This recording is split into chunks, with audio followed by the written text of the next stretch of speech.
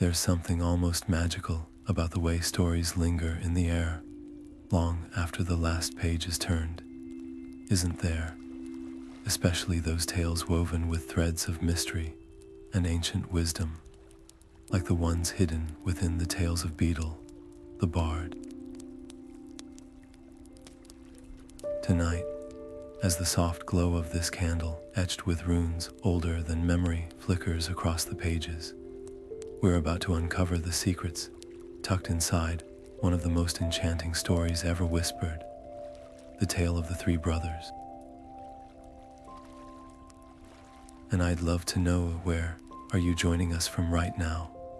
Is it the quiet hush of midnight where you are, or perhaps the golden light of dawn? Let us know in the comments below, because this journey into the heart of wizarding folklore is one we're taking together. Picture this: three brothers standing at the edge of a river too deep to cross, too swift to swim. Death himself steps forward, offering gifts that are as much curses as they are blessings. A wand of unbeatable power, a stone to summon back the lost, a cloak to vanish from sight. On the surface, it's a simple fable, a bedtime story passed down through generations. But lean in closer, and you'll feel the weight of something far deeper, a tapestry of symbols so rich, so layered, that every time you unravel one thread, another reveals itself. This isn't just a story about magic. It's a mirror held up to the human soul, reflecting our deepest fears, our wildest ambitions, and the choices that define us. That's the power of folklore, isn't it? It doesn't just entertain. It lingers, whispering truths we might not even realize we're hearing. And as the candlelight dances over these ancient pages tonight, we're going to trace those whispers back to their source.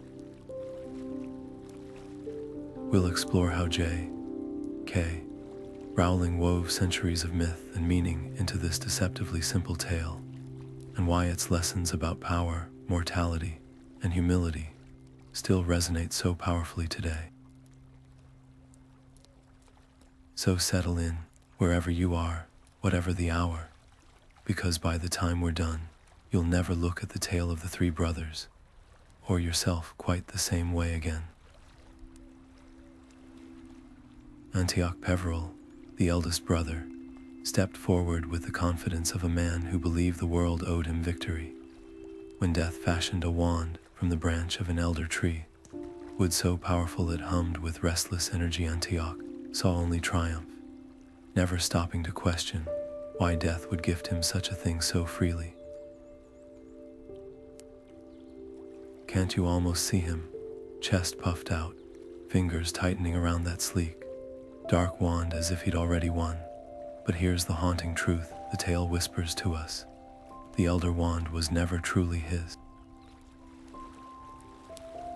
Oh, it obeyed him, yes, unleashing spells with terrifying precision, bending the wills of others to his own. But power like that doesn't settle quietly into one man's hands. It's a living thing, hungry, always searching for the next master. History is littered with Antioch's echoes, men and women who reached for absolute control, only to find it slipping through their fingers like smoke. Think of the tyrants who built empires on fear, only to topple overnight. The sorcerers in old myths who bargained with forces they couldn't comprehend. Even in our own lives, haven't we all seen someone drunk on their own influence, blind to the resentment brewing around them? That's the genius of this symbol. The wand isn't just a weapon, it's a test, a mirror held up to the soul.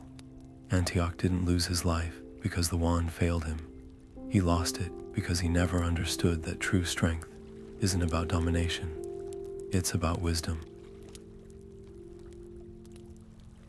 And that's where the story twists the knife. The moment Antioch boasted of his invincibility, he signed his fate. Power, like the Elder Wands, doesn't tolerate arrogance. It demands humility, respect, the quiet understanding that no one holds it forever. Listen closely, and you can almost hear the tale sighing. This wasn't a tragedy. It was a lesson carved in blood and magic, a warning that echoes down through centuries, from Beetle, the bard's quill, to our own restless hearts. Cadmus Peverell stood by the riverbank that night, his fingers trembling as he reached for the small, smooth stone death offered him. Unlike his brother's thirst for glory, Cadmus ached for something far more human, the warmth of a voice he'd never hear again, the touch of a hand long gone cold. The resurrection stone seemed to pulse in his palm, whispering promises no mortal could resist. But here's the cruel twist woven into this ancient tale. The stone didn't bring back the dead. It only summoned their echoes, pale imitations wrapped in the sorrow of what could never truly be. Can you feel the weight of that moment? Cadmus sitting alone in his chamber, turning the stone over and over as the air grew thick with the presence of his lost love. She'd smile at him with familiar lips, speak with almost her voice, but her eyes would always hold that distant, haunted look, like staring at a portrait that breathes but doesn't live. The stone didn't heal his grief, it became his prison. Every fleeting reunion only deepened the chasm between what was and what could never be again. This is where the story cuts deepest. The resurrection stone isn't just a magical artifact. It's the embodiment of every desperate bargain we've ever made with lost. That voicemail saved long after the number was disconnected. The sweater still hanging in the closet years later because it smells faintly of someone gone. We've all clutched our own versions of that stone, haven't we? Begging the universe for one more moment, one more conversation, even as we know, somewhere deep down, that it would only sharpen the pain. And that's the true horror death planted in the stone's magic. It didn't just fail Cadmus, it mirrored his own unwillingness to let go. The shadows it summoned weren't tormenting him. They were the manifestations of his own refusal to face the natural order of things. There's a reason the tale describes him taking his own life to join her properly. In the end, he wasn't chasing his lost love. He was running from the truth that love sometimes means saying goodbye. Watch how the candlelight gutters here, as if even the flame shivers at the thought. Because Cadmus's tragedy isn't unique to wizards. It's written into the oldest human stories we have. Orpheus turning too soon, Persephone's pomegranate seeds, 100 variations across cultures where someone tries to cheat the inevitable. The stone's lesson is brutal, but necessary. Some doors only swing one way, and clinging too tightly to what's gone can keep us from holding what's still here. Listen closely to the silence after this part of the tale. That quiet isn't empty. It's full of all the things we don't say out loud about grief. The way it shapeshifts over time, how it carves new chambers in your heart where the missing used to be. Cadmus thought he wanted the stone to bring her back, but what he really needed was to learn how to carry her absence without being crushed by it. And that's the magic no enchanted artifact can ever provide.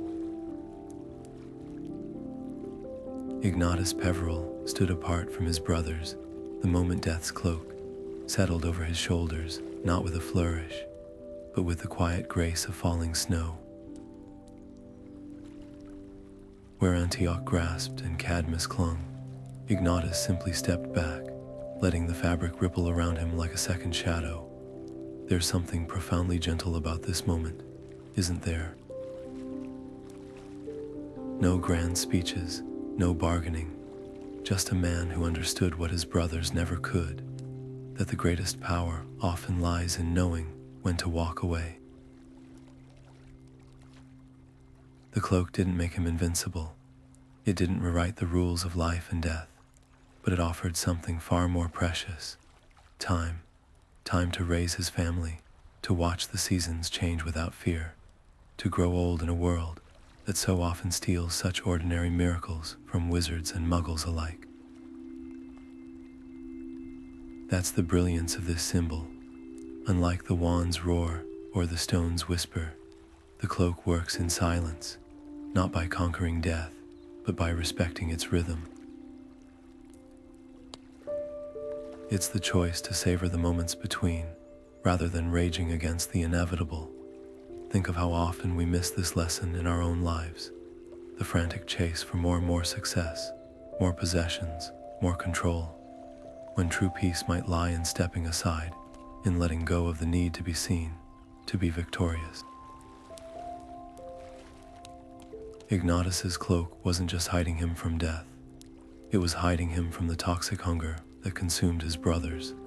And in that space of quiet, he found something they never did: contentment. Notice how the candlelight plays tricks on us here, glancing off what might be the edge of an invisible fold in the air. It's a perfect metaphor for Ignatus's legacy. His power wasn't flashy or dramatic. It was the kind that lingers in the corners of the room, felt more than seen. Generations later, when Harry Potter slipped on that same cloak, he wasn't just inheriting an object, he was inheriting a philosophy. That sometimes the bravest act isn't fighting what's coming, but embracing what's here. And isn't that the most radical magic of all? In a world obsessed with winning, Ignatus chose to live. Not forever, but fully. His story doesn't end with a dramatic duel or a tragic farewell. It ends with him passing the cloak to his son, then greeting death as an old friend. No resistance, no fear, just a man who'd learned the rarest of spells, how to let the light in while it lasted.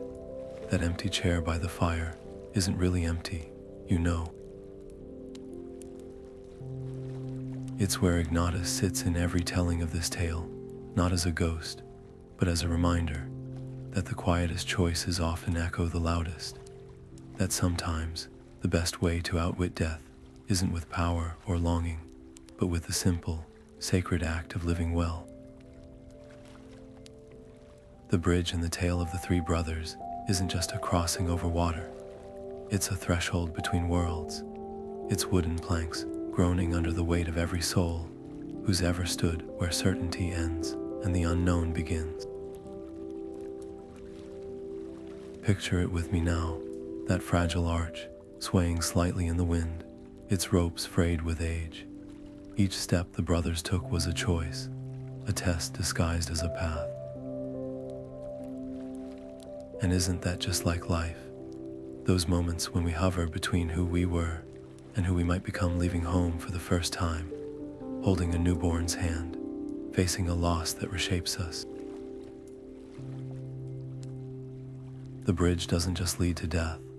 It mirrors every precarious transition we've ever faced. Look closer at the runes hidden beneath the ink of this sketch. They're not mere decoration. They're echoes of an older magic, spelling out a truth we often forget. Crossing a bridge doesn't promise safe passage. It demands something of us. For Antioch, it was arrogance that tipped him into the abyss. For Cadmus, longing became the weight that dragged him under. But Ignatus, he walked lightly, as if he understood the secret, that bridges aren't meant to be conquered. They are meant to be respected. There's a reason this bridge appears so often in folklore, from the rainbow bridges of Norse myth to the narrow paths in Tibetan tales of the afterlife. It's never just about reaching the other side. It's about how we carry ourselves along the way. Do we stomp across, demanding the universe bend to our will? Or do we step with care, acknowledging the tremble beneath our feet? The brothers' fates weren't sealed by death's gifts, but by how they chose to walk that night. Watch how the quill's ink pools around the rune for patience here, glowing faintly before fading. It's a clue buried in the parchment, one most listeners miss. The bridge rewards those who don't rush, who understand that transitions, whether in magic or in life, can't be forced.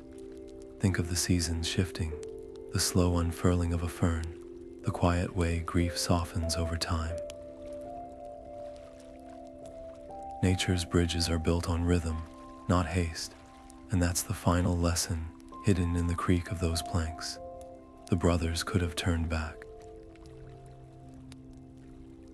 could have built a boat or waited for the current to calm, but each was so fixated on what lay ahead, they forgot the crossing itself was part of the journey. The bridge, like all great thresholds, wasn't just a path. It was a teacher, one that still whispers to us today, if we're willing to listen, not with our ears, but with the soles of our feet, every time we step into the unknown. Death wears two faces in this tale, doesn't it? One moment, a lurking shadow at the riverbank; the next, a patient teacher holding out lessons wrapped in riddles. Watch how the candle's light fractures here, half illuminating the page, half swallowed by the dark, as if even the flame can't decide whether to fear death or lean closer to listen. That's the genius of this character, not a mindless predator, but something far more unsettling, a mirror reflecting whatever the brothers brought to that river. Take the silver thread the scholar holds now, its fibers glinting like moonlight on water. Each brother tugged at it differently. Antioch yanked, snapping his strand with the arrogance of someone who thought himself invincible. Cadmus wound his tighter and tighter until it strangled him, but Ignatus, he let it slip through his fingers like sand, neither clinging nor resisting. And that's the revelation humming beneath this scene. Death didn't curse the brothers, it revealed them. Consider how folklore across cultures personifies death. The gentle psychopomp, guiding souls home, the grinning trickster tipping dominoes with mortal lives. Here, in this tale, death becomes both. A villain for those who see life as something to conquer, a teacher for those who understand it as something to navigate. The chill wind, snuffing the candle, isn't just theatrics. It's a reminder that knowledge often comes draped in shadow. We learn more from our endings than our beginnings. Notice how the book's glow lingers on death's smirk, not cruel, but knowing, like a parent watching a child insist the stove isn't hot. The brothers were given exactly what they asked for, not what they needed. Isn't that the way of all profound myths? They offer us puzzles where the answer was never the point. The journey was. That's why this moment lingers in the air like incense. It whispers a truth we rarely admit. We shape our own deaths by how we choose to live, not in the grand finales, but in the thousand small decisions that weave the rope bridge between now and then. Antioch, Cadmus, Ignatus, they didn't meet three different deaths. They met the same death three different ways, and the tale, in its quiet wisdom, lets us decide which path we'd walk ourselves. The thread frays to nothing now, its last fibers catching the light like spider silk. But watch closely.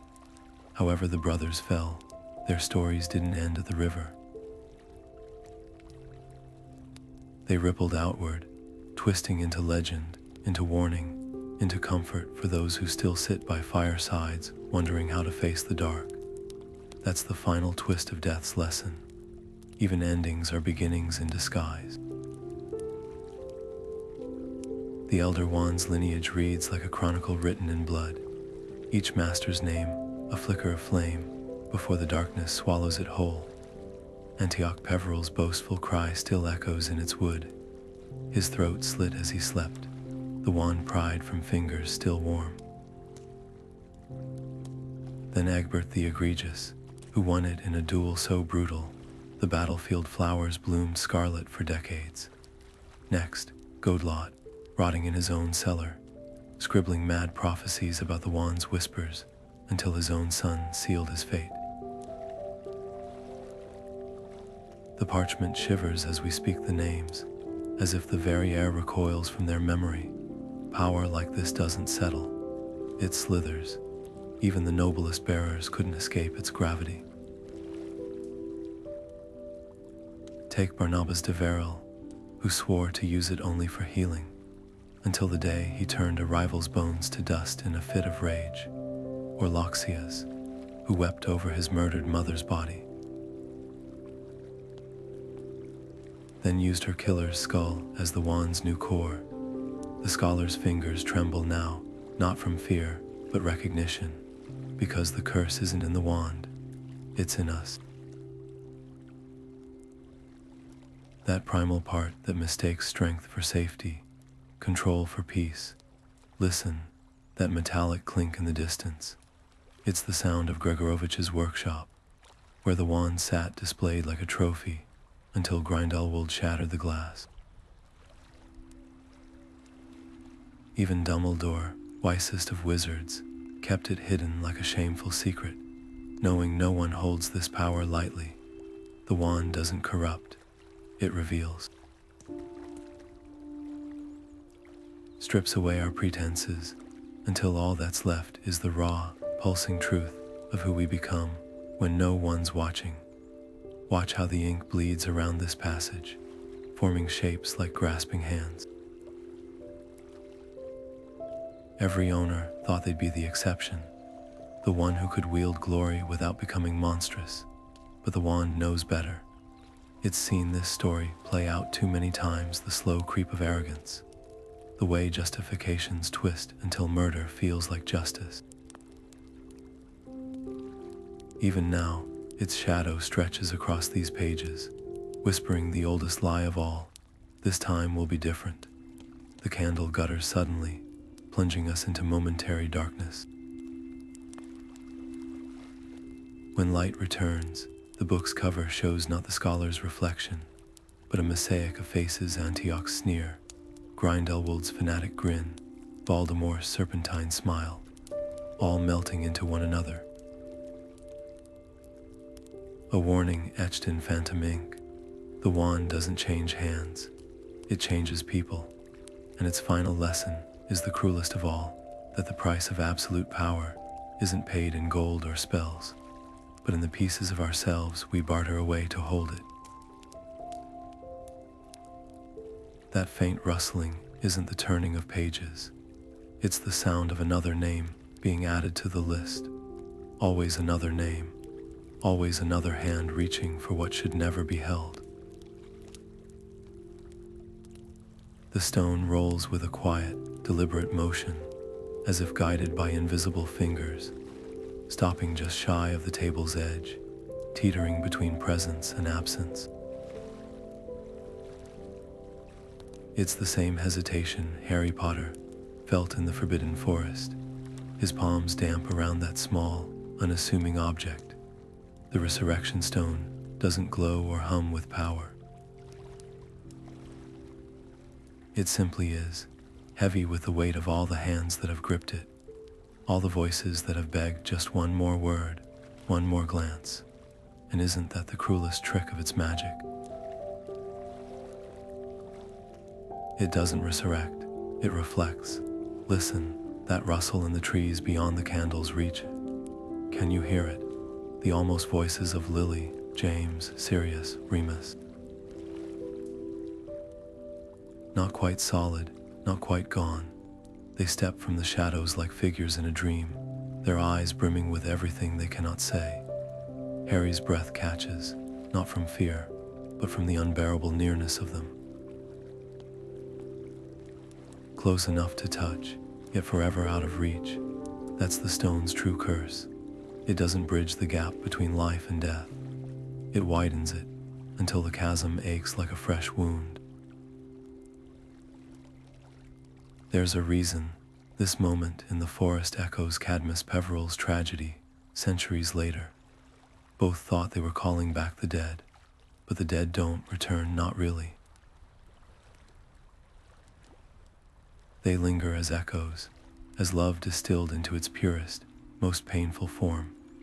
Notice how the candlelight bends around the stone now, casting shadows that look almost like figures swaying. It's a visual trick, of course, or is it? The stone doesn't create illusions. It amplifies what's already there. The memories we clutch like lifelines, the conversations we replay in the dark. And here's the twist most miss. Harry doesn't use the stone to bring them back. He uses it to let go. When he walks into the forest to meet Voldemort, those shimmering figures aren't shields or weapons. They're witnesses, a reminder that love isn't about possession, it's about release. The stone, for all its torment, becomes his final teacher, showing him that true courage isn't holding on, but stepping forward even when every fiber screams to turn back. Watch how the shadows deepen around the stone now, pooling like ink. It's the same darkness that clung to Cadmus, to every soul who's ever twisted the stone in their fingers, bargaining with ghosts. But Harry's story flips the script. Where Cadmus succumbed, Harry surrenders not to death, but to the understanding that some bonds transcend touch, that love doesn't need to be held to be felt. The stone stills abruptly, as if the air itself has grown heavy. This is the lesson etched into its cold surface. Grief isn't an enemy to defeat, it's a language. One that changes you, word by word, until you learn to speak it without breaking. And the stone, it's just a pronouncer, forcing the syllables past your lips until they no longer choke you. A sigh ripples through the room, not from the walls, but from the space between heartbeats. The stone hasn't moved, but something has. Maybe it's the understanding settling over us, slow as dust. That the dead don't leave us, they just stop being something we can hold. And the resurrection stone's true magic, it doesn't bring them closer, it teaches us how to carry them. The fabric slips over the scholar's shoulders like liquid shadow, their outline dissolving into the air for a heartbeat before reappearing, not with a dramatic reveal, but with the quiet certainty of dawn breaking. This is how true invisibility works, not as a spectacle, but as a choice. A breath held, a step sideways from the spotlight, and when Harry Potter first pulled his father's cloak over his head in the Hogwarts library, he wasn't just hiding. He was stepping into an ancient rhythm, one that hummed with a truth his younger self couldn't yet name, that sometimes the strongest magic lies in knowing when to disappear. Watch how the candle's flame bends toward the cloak's edge, as if drawn to its silence. There's a reason this artifact outlasted the wand and the stone. It doesn't demand, it doesn't tempt, it serves. Think of the pivotal moments it shaped Harry's first glimpse of the Mirror of Arised, the trio's desperate hideouts during the war, even that frozen instant in the Forest of Dean, when Hermione's tear hit the fabric as she whispered, "We're with you, Harry." The cloak wasn't just a tool, it was a sanctuary, a reminder that survival isn't always about standing tall. Sometimes it's about folding into the cracks of the world until the storm passes. That shadow, flickering on the wall, now the stag with its proud antlers, is more than a family crest. It's a paradox burned into light. James Potter, who once used the cloak for boyish mischief, became the man who stood openly between Voldemort and his family. Harry, who inherited both the cloak and his father's recklessness, learned to wield its power differently, not to escape responsibility, but to shoulder it unseen. The stag's silhouette isn't just a tribute to the Peverells. It's a map of growth, of understanding that bravery isn't loudness. It's the quiet resolve to protect what matters, even if no one ever applauds. Listen closely to the rustle of fabric as the scholar shifts. That sound carries the weight of Dumbledore's words to Harry. You have your mother's eyes. Your father's cloak, but it is your choices that define you.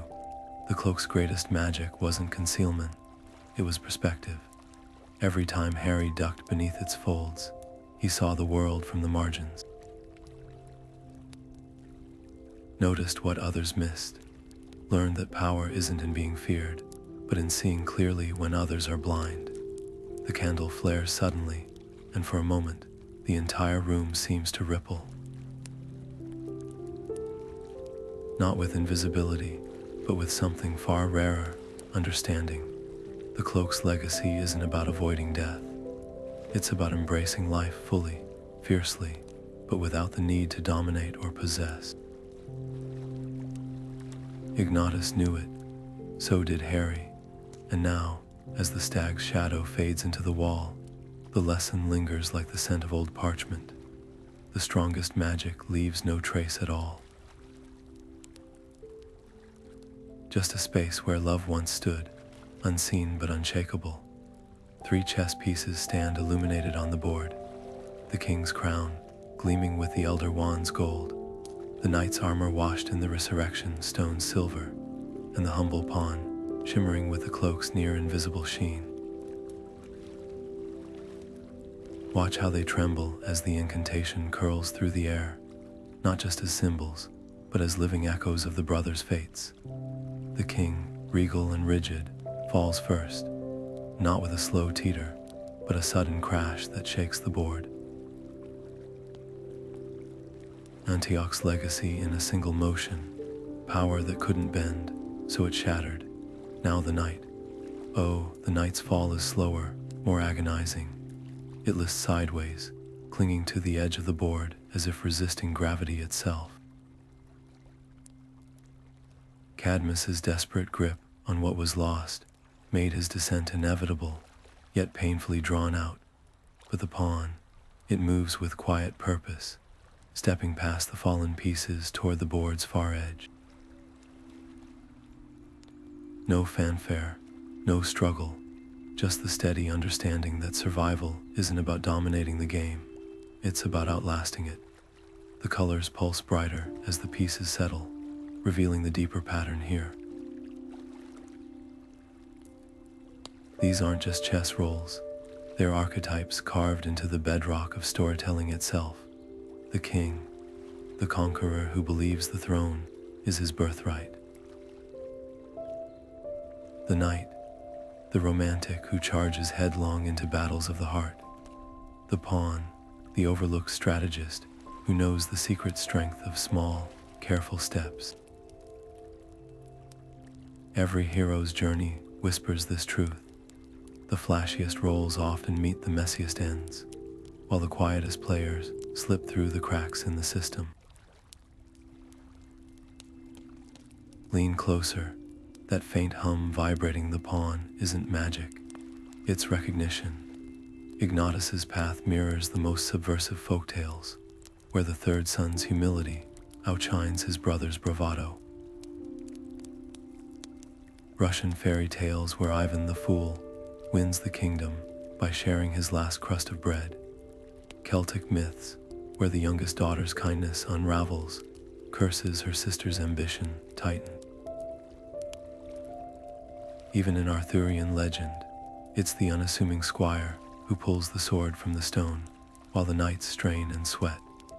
The board itself tells another story, its squares alternating like the crossing of realms, life and death, seen and unseen. The pawn doesn't escape the game, it transcends the rules. While the king and knight fought for control within the board's logic, the pawn understood something simpler. The only way to win is to step off the board entirely. That's the cloak's true power, not invisibility, but perspective. The clarity to see the game for what it is, and the courage to stop playing. As the glow fades, the pieces leave after images in the air, gold and silver dissolving into the cloak's translucent hue. A final, silent lesson. The Hallows were never about cheating death. They were about seeing through the illusions we mistake for life, power, longing. The fear of being forgotten. The pawn's path reminds us that the greatest journeys aren't measured in victories, but in the moments we choose to walk away from the board, leaving the pieces to gather dust. The vial tilts, its silver surface catching the candlelight as the first droplet falls, not onto parchment, but into the air itself, where it hovers, quivering, before reshaping into the clean lines of an Ankh. That ancient Egyptian symbol of eternal life glows faintly, its loop humming with the same paradox as the Elder Wand, a cross for mortality, a circle for what lies beyond. But here's where the threads of folklore twist together. The Ankh wasn't just about immortality, it was a key, a way to navigate the afterlife without demanding mastery over it. A far cry from Antioch's arrogance, yet whispering the same fundamental question: how do we face the inevitability of our own end? Another drop follows, this one spiraling into a Triskel. Those three interlocked curves found carved into Celtic standing stones. Watch how it spins, each arm representing a phase of existence: life, death, rebirth. The scholar's finger traces the pattern, and suddenly we're not just seeing a symbol, but Cadmus's torment mirrored across centuries. The Celts believed the soul journeyed through all three stages in an endless cycle, yet the Triskel's curves never quite close, always leaving space for the unknown. Just like the resurrection stone, it offers the illusion of reunion while hinting at a truth too vast to grasp, that what we lose returns to us, but never in the forms we expect. Now the final drop morphs into an obol, the Greek coin placed on the tongues of the dead to pay Charon's fairy fee. It gleams dully, its edges worn smooth by countless fingers. This is Ignatus's lesson in miniature, the acceptance of passage. The cloak didn't cheat the ferryman. It simply ensured the wearer arrived at the riverbank with their soul intact, ready to pay their way. The obol's brilliance lies in its simplicity, an acknowledgement that some transactions can't be bargained with, only honored. The scent of myrrh and aged paper rises as the symbols dissolve, but their echoes linger. In Japan, the Shinigami grant no gifts, but judge how a life was spent. In Mexican folklore, La Parca's scissors snip threads with no appeal. Every culture dresses death differently, yet the core remains, a reckoning with limits. The Peverell brothers' choices, to fight, to cling, to yield, are etched into humanity's oldest stories because they're not wizarding fables at all. They're maps of the human heart, drawn in the ink of shared mortality. That faint shimmer in the air now, it's the weight of recognition, the realization that this tale persists not because it's unique, but because it's universal. The symbols may change, Ankh, Triskel, Obol, but the question pulses beneath them all, steady as a heartbeat. When you stand at that river's edge, Will you reach for power, for yesterday, or for the quiet courage to step forward unseen? The vial is empty, but the answer, like the best folklore, was never in the vessel. It's in the space between the drops, waiting to be heard. The book's spine creaks as it falls open to a page that wasn't there moments ago. Its surface blank, except for 3 lines of ink that slither into place like serpents, arranging themselves into a warning. The first equation glows crimson. Arrogance plus power equals destruction. Its letters don't merely sit on the parchment. They seethe, each stroke a miniature portrait of Antioch's unraveling. Watch how the A in arrogance twists into the shape of his sneer as he raises the elder wand, while the D in destruction curls like smoke from his pyre. This isn't just a moral, it's a chemical reaction, as inevitable as fire meeting gunpowder. Now the second line pools into existence. Grief plus obsession equals madness, in a shade of blue so deep it aches. The ink forms Cadmus's silhouette mid-tremble, his arms outstretched to a specter that recedes with every step he takes. Notice how the M in madness fractures into a dozen jagged pieces, mirroring the way his mind splintered under the weight of longing. The equation pulses like a bruise, reminding us that some hungers aren't meant to be fed, they're meant to be survived. But it's the third line that steals the breath. Humility plus acceptance equals survival, written in a silver so pure it seems woven from moonlight. The letters don't shout, they don't need to. Ignatus's cloak swirls through the negative space, its folds dissolving into the S of survival, proving that true endurance isn't about defiance. It's about harmony, moving with the current rather than against it. The symbols quiver as the candle's heat passes over them, revealing hidden layers. Beneath destruction, the ink whispers see Icarus, Phaethon, Macbeth. Under madness, it murmurs see Orpheus, Narcissus, Hamlet, and below, survival. Just 2 words, see you, because this isn't ancient history. It's a mirror. Every time we mistake control for strength, every moment we clutch at what's already gone, every breath we take deciding whether to rage or release, we're standing at that riverbank with the Peverells, choosing our equation. Watch how the letters bleed now, not downward but inward, seeping into the parchment's fibers like roots. That's the genius of this tale's structure. Its morals aren't imposed, they're unearthed. They grow from the soil of our own choices, waiting for us to recognize their shape. The book didn't create these equations. It simply listened to the crack of Antioch's broken neck, to Cadmus's final sigh, to Ignatus's laughter as he greeted death like an old friend, and wrote down what the silence had been saying all along. The ink settles at last, but the afterimage lingers, burning itself into the mind's eye. 3 paths, 3 choices, and the quiet, unshakable truth that some answers don't need magic to be revealed. Just the courage to read them. The projector's beam cuts through the dimness, dust motes, swirling like constellations, as the first grainy frames of deathly Hallows flicker to life. There, watch how the elder wand doesn't just spark. It thrums with an almost feral energy, its crackling edges warping the air like heat haze over desert sand. The filmmakers could have made it merely glow.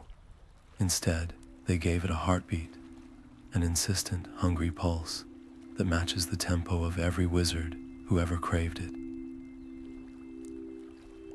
Notice how the light doesn't radiate outward. but coils around the wood like a living thing, echoing Antioch's fatal mistake, believing the wand served him, when all along it was the other way around. Now freeze on the resurrection stones close up, its surface isn't smooth, but pitted like weathered bone, catching the light in ways that make your eyes ache. That's no accident. The eerie silver glow isn't steady. It breathes, dimming and brightening, as if responding to some invisible tide. Just like Cadmus's grief, it swells and recedes, pulling him under in waves. And when Harry turns it in his fingers, the shadows don't just deepen, they lean in, forming shapes that vanish when you try to focus. A masterclass in visual storytelling. The stone doesn't resurrect. It haunts, but it's Harry's expression they linger on longest. That microsecond when his face shifts from confusion to horrified understanding as the cloak billows around him. The CGI team could have made it simply vanish. Instead, they rendered it as something between water and smoke. Its edge is never quite solid. When he moves, it flows like liquid shadow. When he stills, it becomes air. A perfect metaphor for Ignatus's wisdom. True power isn't in domination, but in harmony. The cloak doesn't fight the light. It dances with it. Listen. That staticky hum from the projector isn't just old film equipment. It's the sound of centuries collapsing into a single moment. The Peverell's choices, Rowling's words, the filmmaker's vision, all converging in Harry's widening eyes as he realizes the Hallows were never about conquering death.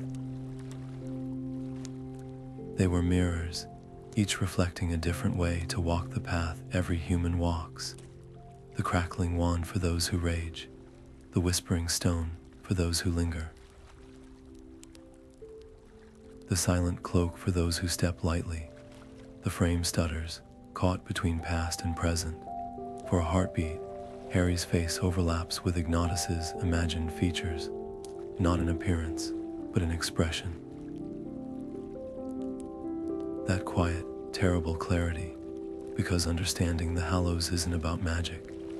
It's about recognizing which brother lives inside you, which path you'd walk when the river appears before you, its currents dark and endless.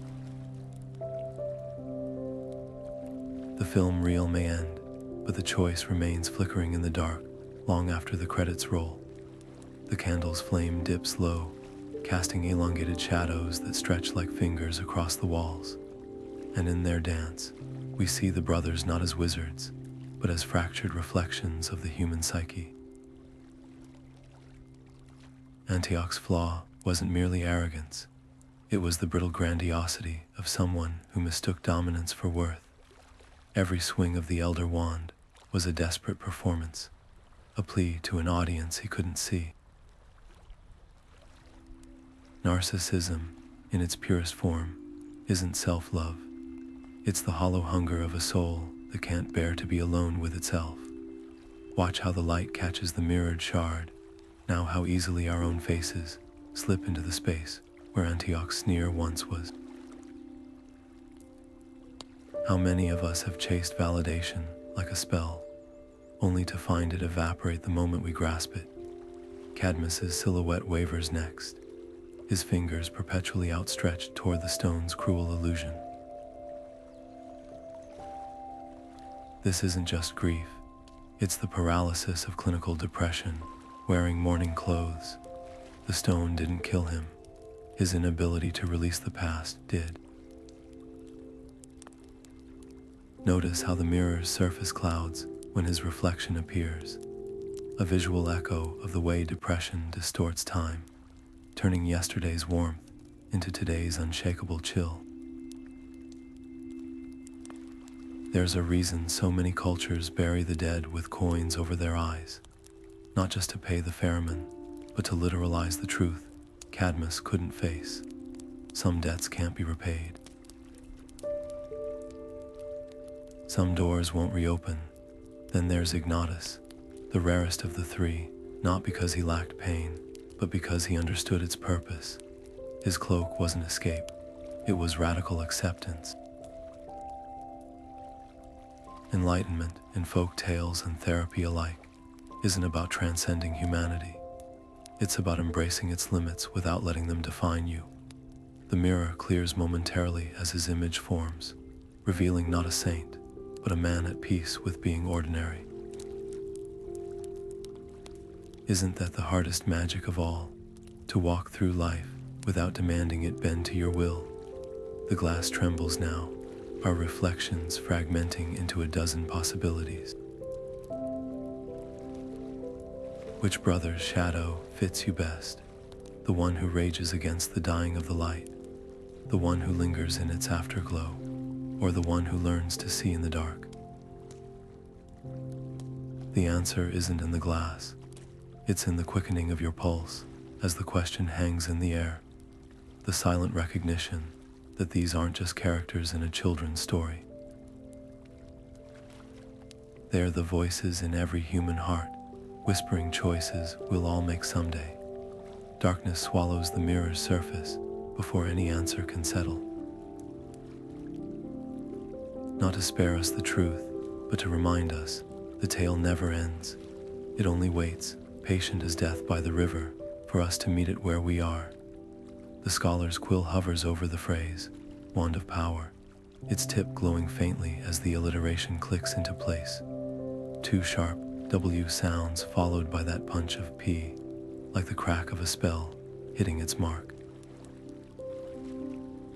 Suddenly, tiny golden sparks erupt from the parchment, swirling in the air like fireflies, drawn to the rhythm of language itself.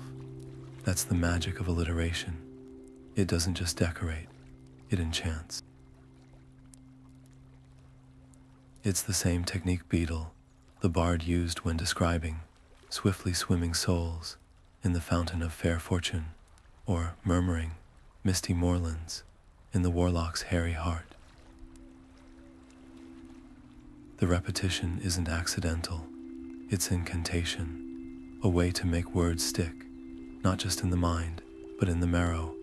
Now the quill drifts lower, underlining, greeted as an old friend.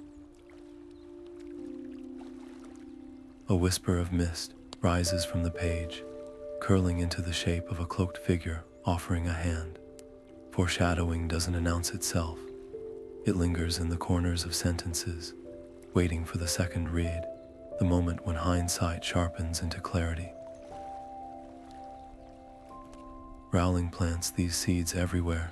Think of the Philosopher's Stone, where Hagrid casually mentions, "You're a wizard, Harry," long before we understand how deep that truth will cut. Or in The Prisoner of Azkaban, when Lupin eyes the Marauder's map with an odd, closed expression.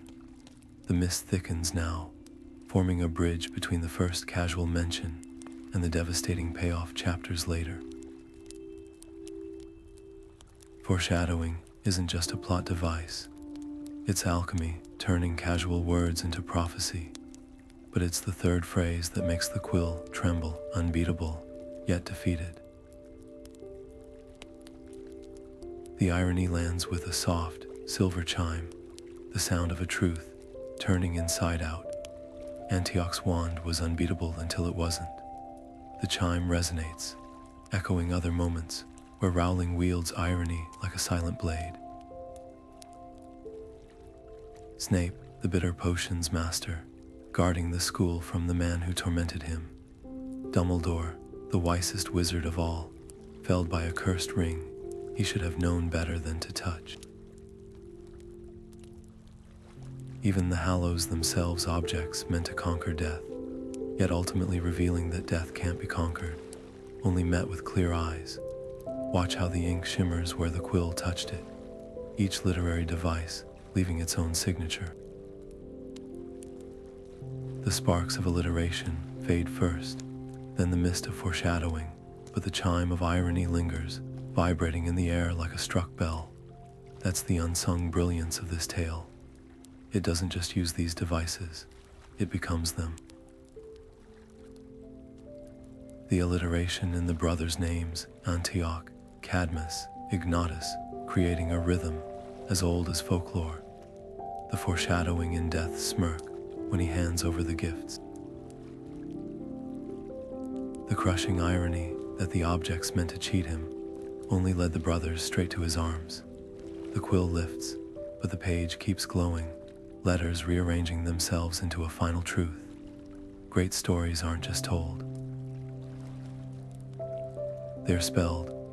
Every repetition, every hint, every twist is a rune carved into the narrative's bones. And when we read closely enough, when we listen for the sparks, the mist, the chime, we don't just understand the tale. We feel its magic. That floating scroll disintegrates into emerald sparks as the scholar's chuckle ripples through the air, not mocking, but patient, the way you'd humor a child insisting shadows are monsters. Dumbledore as death, the words linger, tinged with amused exasperation. A seductive theory, certainly. The white beard, the twinkling eyes, the way he seems to know every soul's appointed hour. The candlelight catches on a silver hourglass, tucked beside the inkwell, its sand flowing upward in defiance of logic. But let's trace the threads this idea snags on, shall we? First, the timeline unravels the myth. The tale of the three brothers predates Dumbledore by centuries. Beetle, the bard, scribbled it onto parchment when Hogwarts stairs still creaked with newness. And death isn't a singular entity in wizarding lore, but a force as old as magic itself. The tome snaps open to a page dense with marginalia, where a medieval witch's sketch shows death as a faceless tide swallowing entire cities. Dumbledore's brilliance was vast, but even he couldn't haunt history backward. Then there's the nature of the gifts. The Elder Wand's bloody lineage proves it was never truly mastered. Not by Antioch, not by Grindelwald, not even by Dumbledore himself, who spent his final years wrestling its allegiance like a man trying to tame lightning. Death's artifacts don't compromise, they corrupt. The scholar's quill underlines a passage where the wand's wood is described as restless, thrashing in its sleep. Compare that to Dumbledore's own admission. I was fit only to possess it, not to use it. A far cry from an immortal embodiment of the end. As for the resurrection stone, here's where the theory collapses entirely. When Dumbledore slips the cracked ring onto his finger, he isn't wielding power. He's succumbing to weakness. His scream echoes through memory, the curse blackening his hand, not as a master's flourish, but as a victim's branding. Death doesn't weep for lost sisters. Death doesn't tremble at reflections in mirrors. The scholar taps the ring's illustration, and the ink shudders, reforming into Ariana's blurred face, proof that Dumbledore's tragedy was his humanity, not his divinity. The cloak's history seals the argument. Ignatus Peverell's descendants passed it down through generations, a secret woven into fabric, not blood. James Potter stole turnips in its folds. Harry hid beneath it to weep in corridors. If Dumbledore were death, why would he entrust his own cloak to a child like a hand-me-down sweater? Why let it fray at the edges from decades of use? The scholar drapes a scrap of silvery fabric over the candle, and for a moment, the room seems to hold its breath. True forces of nature don't lend their skins. They take. A final scroll unfurls, this one bearing the hurried scribble, but the king's cross seen, before bursting into harmless blue flame. Ah yes. White limbo, wise words, the aesthetic is undeniable. The scholar leans forward, voice dropping to a conspiratorial whisper. But consider, King's Cross isn't where death holds court. It's where lost souls change trains. Dumbledore appears not as a ferryman, but as a fellow passenger, one who's already made the journey, his ticket punched, his baggage left behind. The tome closes with a thud, scattering ash like fallen theories. The beauty of the tale isn't in secret identities, it's in the choices that make us mortal. The last wisp of smoke curls into the shape of a question mark, not to tease, but to remind us that some mysteries need no solving. After all, the best stories leave room for the light to slip through. The table shudders as the scholar's hands strike the wood, sending the Hallows spiraling upward, wand, stone, and cloak, suspended in a trembling triangle. The air itself seems to thicken, charged with the weight of centuries of misinterpretation. You've missed the point entirely. Their voice doesn't just rise, it unfurls like a banner catching the wind. The moral was never about cheating death. It was about seeing it clearly. The wand tilts violently, its shadow stretching into the shape of a noose. The stone pulses with a sickly glow, as if something trapped inside is pounding to escape. And the cloak, it billows without wind, its edges dissolving like mist at dawn. Here's the revelation that cracks the tale wide open. The Hallows weren't tests of skill, they were trials of character. Antioch didn't fall because the wand was flawed. He fell because he believed power could armor him against the inevitable. Cadmus didn't break from the stone's magic, but from his own refusal to release what was already gone. And Ignatus, his cloak didn't make him immortal. It gave him the grace to live while knowing he wouldn't be. The triangle trembles now, its lines fraying like stitches under strain. Watch how the light shifts, the wand's gold bleeding into the stone's silver, both swallowed by the cloak's endless black. The scholar's whisper cuts through the static. Fear of death is just fear of life half-lived. And with a sound like pages turning in reverse, the triangle collapses, not into nothingness, but into a single, piercing point of light. It hovers there, brighter than any spellfire, illuminating the truth etched into the tale's bones. Mastery isn't about conquering the end. It's about savoring the now. That flickering ember isn't dying. It's waiting for you to stop clutching at shadows and finally open your hands. The book closes with a sigh, its pages exhaling the last traces of golden light as the cover settles into stillness.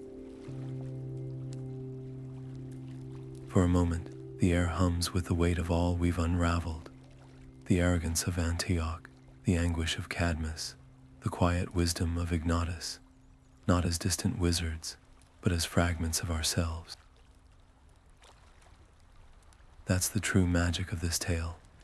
It doesn't just belong to Beetle the Bard or Harry Potter's world. It lives in the choices we make every day, when we chase power like a flame, when we clutch at ghosts, when we learn to walk softly through a world that's always trying to name our price. The candle's flame dwindles to a single blue ember, casting long shadows that twist into familiar shapes. A wand snapped in two, a stone sinking into river mud, a cloak fluttering on a hook, empty but not abandoned. These aren't just symbols, they're invitations to ask ourselves which brother's footsteps we're following when life forces us to that river's edge, to recognize that death isn't the enemy half so much as our own refusal to meet it with open eyes. Silence fills the room now, thick as the scent of cooling wax. But listen closer. That's not emptiness you're hearing. It's the space where stories breathe after they're told, where lessons settle into bones. The tale of the three brothers endures not because it's extraordinary, but because it's endlessly ordinary. A truth whispered in every language, carved into every culture's mythology. The Greeks had their three fates spinning threads. The Norse had their Norns weaving destiny. Even modern science tells us energy never dies, it only changes form. The final wisp of smoke curls toward the ceiling, forming one last shape before vanishing. A question mark, a crown, a child's outstretched hand. It doesn't matter what you see. What matters is that you looked, that the story stirred something in you beyond mere entertainment. Because folklore, at its finest, doesn't just pass the time. It passes the torch. Darkness claims the room at last, but somewhere in the creak of a floorboard, the rustle of a turned page, the quiet rhythm of your own breath, the tale isn't really over. It's simply waiting for the next listener to open the book and begin again.